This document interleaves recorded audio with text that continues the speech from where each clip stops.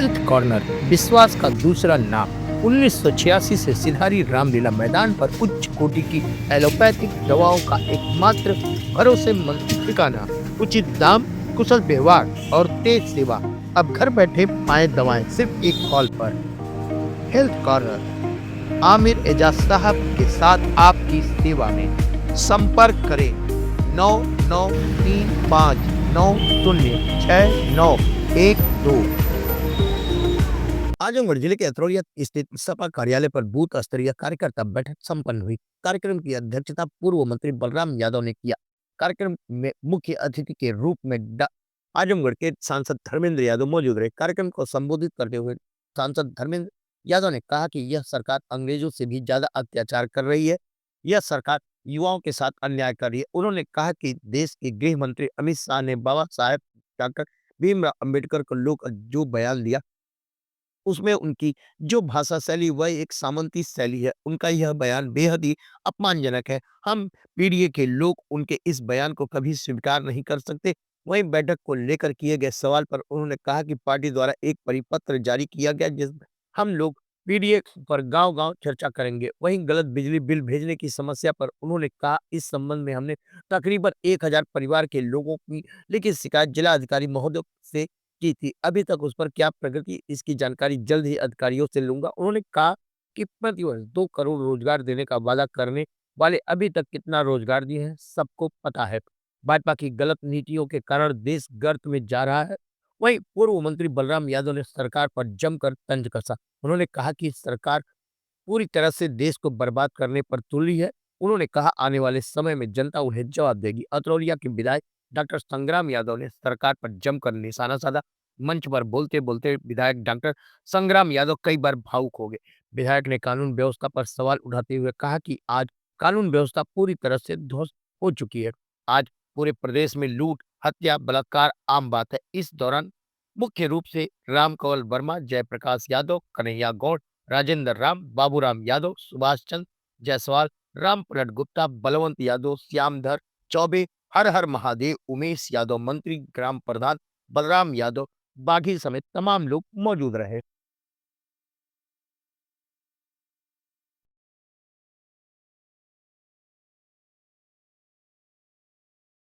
जायसवाल जिन्होंने समाजवादी पार्टी का दफ्तर खोल करके नेताजी को सहयोग करके आगे बढ़ाया, उनकी तरफ देखता हूं। आज आजमगढ़ जनपद से हमारा रिश्ता जोड़ने वाले 1996 से आज तक हमारी दोस्ती, चाहे इलाहाबाद रहा हो, लखनऊ रहा हो, इटावा, मैनपुरी, पिछड़े, आदिवासी, मुसलमान भाई, गरीब, किसान, मजदूर, इनके प्रति बीजेपी के लोगों की सामंती सोच है। और आपने अगर ध्यान दिया हो तो वो जो उनका बयान था और जो बयान का शैली थी वो एक सामंती शैली थी जो बाबा साहब को बर्दाश्त नहीं कर पा रहे थे। और मैं समझता हूं बेहद अपमानजनक है और हम पीडीए के लोग इस बात को कभी स्वीकार नहीं कर सकते। आज अतरौलिया में कार्यकर्ता बैठक थी। इस बैठक में कार्यकर्ताओं को क्या निर्देश दिए गए हैं? बैठक में तो स्वाभाविक तौर पर पार्टी ने भी आज एक परिपत्र जारी किया है। हम लोग पीडीए पे परिचर्चा करेंगे, सेक्टर सेक्टर, बूथ बूथ, गांव गांव निकल के।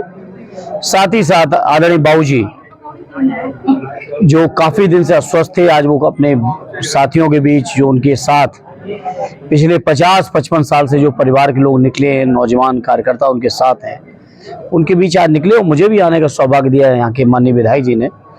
मुझे भी मौका मिला सभी साथियों से मिलने का। अच्छा, आजमगढ़ में बात कर लें, खासकर तो बिजली की समस्या काफी लोगों को हो रही। बिजली बिल में जो है कहीं फॉल्ट आ जा रहा है तो कहीं मीटर नहीं। अगर आपने कवर किया हो तो जब निगरानी समिति की पिछली बैठक हमने की थी तो उस बैठक में तकरीबन 1000 परिवारों की मैंने लिखित शिकायत उस समय जिलाधिकारी जी को दी थी। अभी तक उस पर क्या?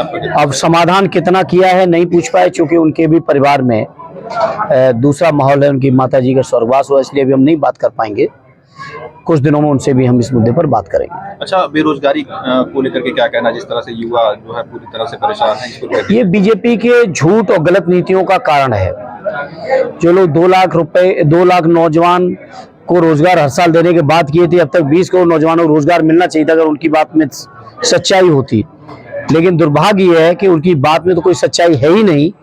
बल्कि देश की आजादी के बाद सबसे ज्यादा बेरोजगारी दर अगर बढ़ी हुई तो आज की तारीख बढ़ी हुई है। सर आउटसोर्सिंग को लेकर के क्या कहना है? ये बहुत खराब योजना है और इसमें शोषण की पराकाष्ठा है कर्मचारियों के, और शोषण के साथ साथ आरक्षण को खत्म करने का ये बैकडोर से षड्यंत्र चल रहा है। सर इलाहाबाद क्या छात्र रहे हैं, वहाँ के नौजवान साथी बहुत लाठी से पीटे गए हैं बेरोजगार को लेकर। उस मुद्दे को मैंने सदन में उठाया और बहुत दुर्भाग्य है कि नौजवानों को अपने रोजगार के लिए, अपनी नौकरी के लिए, परीक्षाओं के लिए इस तरीके से आंदोलन करना पड़ रहा है, जेल काटनी पड़ रही, लाठी खाना पड़ रहा, बड़ा दुर्भाग्यपूर्ण है। आने वाले 27 के चुनाव में समाजवादी पार्टी किन मुद्दों पर चुनाव लड़ेगी? बहुत सारे मुद्दे हैं।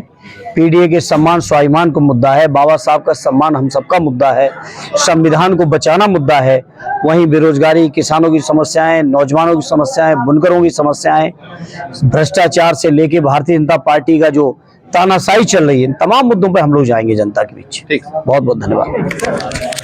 शर्मा जी